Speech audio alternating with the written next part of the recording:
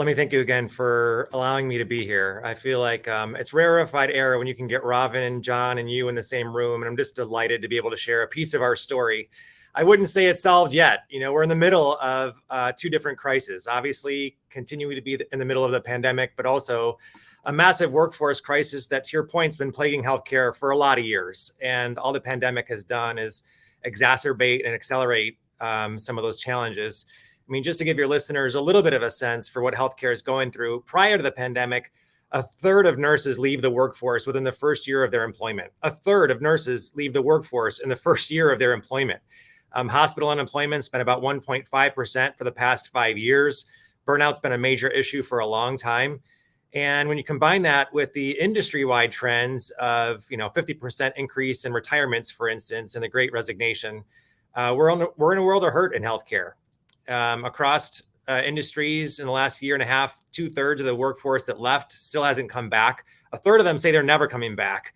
I mentioned 50% increase in retirements, and certainly healthcare is suffering from that.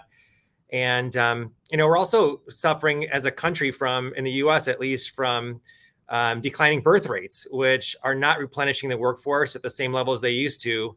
And unfortunately, the way that we used to fill that gap was through immigration. But for the past 5 years, that's also pretty much come to a standstill.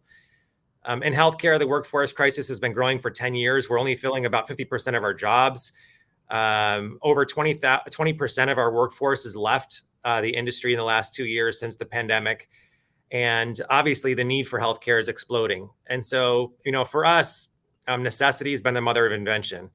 Like a lot of folks, we did some things in the near term to react to the crisis. We put over $300 million into things like rewards, recognition, retention, and started really rethinking more strongly how we do the work, to your point earlier. Part of that rethinking was in typical ways, like how do we continue to inspire our workforce around mission, purpose, belonging, DE&I, and well-being.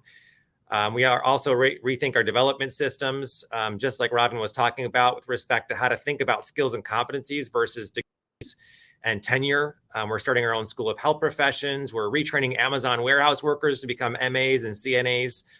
And then the third kind of big strategy, which really gets us into the most relevant to Robin and John's book, is just a general theme of transformation. And Robin, I don't know if this will resonate. You can steal it if you want to. But in those 4 categories that you've talked about, major transformation, we've called those the 4 Ds for the last few years here at Providence: deconstruct, digitize, deployment, and diversify.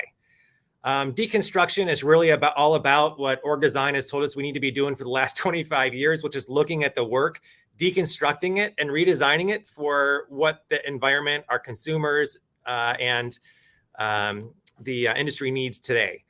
One of the things that has been different is the amount of flexibility that we've needed to look at the work through the lens of what work are we doing? Where does the work need to happen? When does the work happen in healthcare? And how does the work happen? And happy to give some examples of how we've tried to deconstruct some of the work in healthcare to ensure that we're able to fill some of the gaps that currently exist, but frankly, that'll exist for a long time. In the second bucket, digitize, I think, Robin, you call this combine humans and automation. This is really automating our work to ease our caregivers' way. In the last 2 years, we've deployed things like auto scribes so that nurses don't have to take notes at the bedside.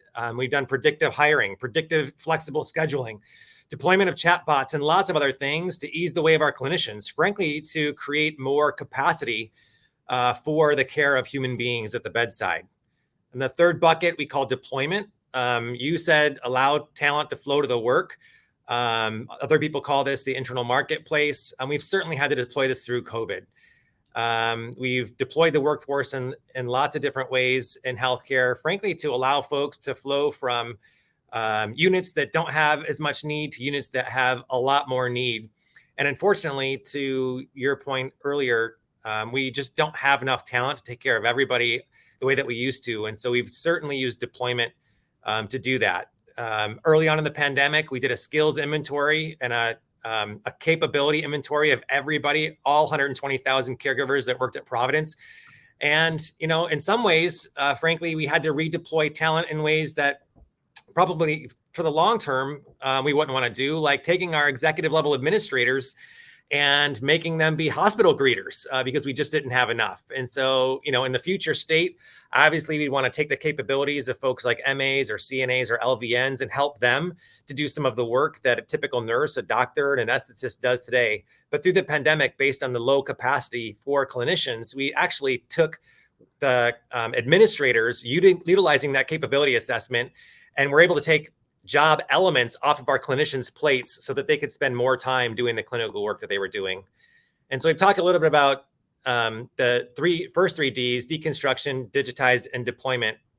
The last one is diversification. And this is really about the new work arrangements that Ravin talked about in the past. Healthcare has always used agencies, travel nurses, gig workers, contractors to fill in some of the talent capacity gaps that we've had in the past. The market for that's doubled through the pandemic. We've brought in lots of retirees and gig workers with more flexible schedules. We're looking to dramatically increase the amount of care that we're doing virtually, because in the states that we're in Providence and the West Coast, there's a lot bigger gap in the supply and demand of healthcare talent than there is, for instance, in the Midwest and the East Coast. And so just to give you a sense, you probably all have felt this. Providence did 65,000 virtual visits in the year prior to the pandemic. In the first year of the pandemic, we did 2 million virtual visits. That's dramatically changed how we're able to provide care and where the clinicians are that we're providing care from in order to expand our sources of talents. We're also looking at international and lots of other things to expand the availability of talent. So kind of in summary, we did a whole bunch of stuff to throw the kitchen sink at some of the immediate needs. But in terms of what we're really doing to transform the work and fill in that capacity gap that healthcare is going to have at least for the next 20 years, we're working to deconstruct, digitize, deploy, and diversify. Thank you, Greg. Ravin, when you look at what Greg has done, and obviously this is a case study in the book as well, how do you look at this approach, and how do you also recommend this approach for other organizations, because industries are different, right? Yeah, Hari, firstly, the reason John and I had Providence as sort of a bit of an anchor case, it really is such a great manifestation of all of those principles and those 7 steps. We're just really blessed to be able to share that story. I think what Greg has done and the other cases in the book will illustrate it are universally applicable.